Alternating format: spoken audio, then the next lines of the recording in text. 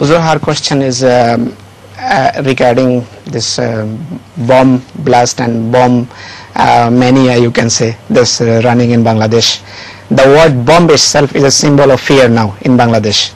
Everywhere people are scared that any time we can be victim to this. And recently what happened as a result of recent incidents, opposition is blaming the government, ruling party. The ruling party is blaming the opposition for the incident. In fact, nobody is so far brought to law. So what is Huzur's advice at such a situation? I think this mullah is responsible for all this. But during the change in Pakistan, I hope there will be a better change in Bangladesh as well. They have been trying to enter the government through devious ways and means, particularly Jamaat Islami. Once they had tried to enter the politics through Tablighi Jamaat, and they nearly succeeded, but God had, upturned their plans.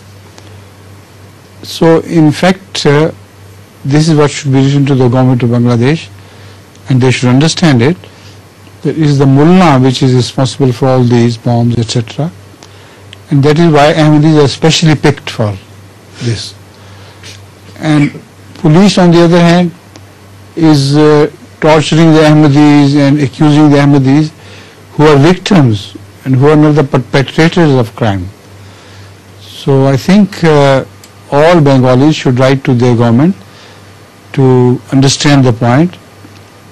It is Jamaat Islami's, I have no doubt that it's the campaign of bombardment is begun by Jamaat Islami.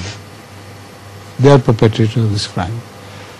And in devious ways they want to re-enter the Bangladesh politics, while Bangladesh has stood up as one voice, never to accept Jamaat Islami again, never to let it enter the government in the country.